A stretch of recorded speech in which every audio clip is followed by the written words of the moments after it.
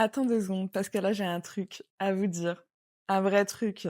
J'ai sorti mon deuxième roman qui s'appelle Tout ce qui reste à vivre. Et écrire un livre, c'est un peu comme vivre une double vie pendant des mois. Tu fais ta vie normale, tu vas travailler, tu vois tes amis, tu bois des spritz en terrasse, tu fais du sport, tu postes des stories. Et en même temps, dans ta tête, il y a un monde entier qui existe. Un monde que personne ne voit. Et pendant des mois, tu vis avec des personnages dans ta tête. Et aujourd'hui, ce livre, il existe vraiment. Moi, par exemple, je vivais avec Andrea. Andrea, c'est l'héroïne de mon livre. Une femme qui découvre une boîte de vieilles cartes postales ayant appartenu à sa mère. Des cartes postales vierges gardées pendant des années par sa mère, dans des endroits où elle n'y est jamais allée. Rome, New York, Londres, Santorin, la Martinique. Et un jour, Andrea, elle se dit, et si j'y allais à sa place? Et c'est là que tout commence. Pas seulement un voyage, mais un truc plus profond.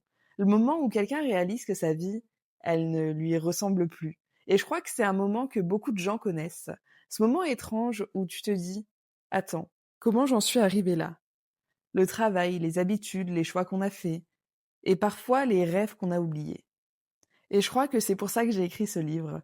Pas seulement pour raconter une histoire, mais pour parler d'un truc qu'on ressent toutes et tous à un moment donné. Cette question un peu vertigineuse, est-ce que je suis en train de vivre la vie que je voulais ou juste la vie qui s'est installée? Andrea, elle est un peu comme beaucoup de gens. Elle a été forte, responsable, elle a fait ce qu'il fallait. Elle s'est occupée des autres, elle a été la personne solide. Mais à un moment, le corps, le cœur, l'âme appellent à autre chose. Et parfois, c'est pas un grand événement. C'est juste une boîte de cartes postales, un détail, un souvenir, une phrase. Et tout d'un coup, ça réveille quelque chose. Et c'est drôle parce que quand tu écris un livre pendant des mois, t'es seul, vraiment seul. T'écris dans ton salon, dans un café, dans ton lit, à minuit, à 2 heures du mat. Et tu te dis parfois, est-ce que quelqu'un, un jour, va lire ça? Et puis ce jour arrive, et l'histoire sort de toi, et elle commence sa propre vie. Et ça, c'est très étrange comme sensation, parce que pendant des mois, elle t'appartenait, et maintenant, elle appartient aussi aux gens qui vont la lire. Et je crois que c'est ça qui me touche le plus. Les messages des gens qui me disent: «J'ai envie de le lire, il a l'air trop bien, j'adore». Parce qu'en réalité, c'est pas juste un livre, c'est vraiment accepter de rentrer dans un monde que quelqu'un a construit dans sa tête pendant des mois. C'est intime, presque un peu vulnérable. Et si je devais résumer ce livre, je dirais que c'est un livre sur une question simple, mais une question qui peut changer toute une vie. Est-ce qu'il est trop tard pour vivre ce qu'on pensait avoir manqué? Parce qu'on nous fait souvent croire qu'il y a un moment pour tout. Un âge pour les rêves, un âge pour les choix, un âge pour les folies. Et après, c'est trop tard. Mais moi, j'y crois pas, à tout ça. Pour moi, il est jamais trop tard. Je crois que la vie, elle est beaucoup plus longue et beaucoup plus imprévisible que ça.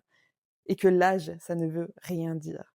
Et qu'il suffit parfois d'un moment pour tout réinventer. Et c'est un peu ça, le cœur du livre. Une femme qui décide de vivre les rêves de sa mère et qui, en faisant ça, retrouve les siens. Si vous écoutez cet épisode aujourd'hui, j'ai envie de vous poser une question. C'est quoi le rêve que vous avez laissé de côté? Que ce soit un voyage, un projet, un changement.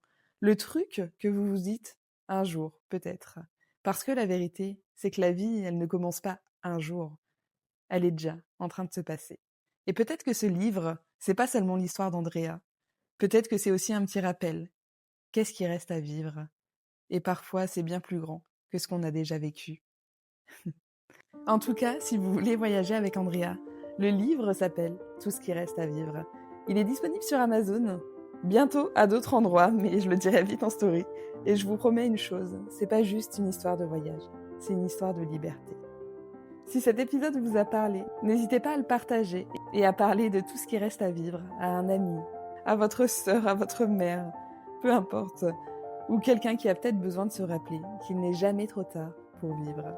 On se retrouve très vite pour un nouvel épisode de Attends 2 secondes. Et d'ici là, prenez soin de votre liberté, parce que parfois, c'est elle qui nous sauve. Ciao, bonne semaine.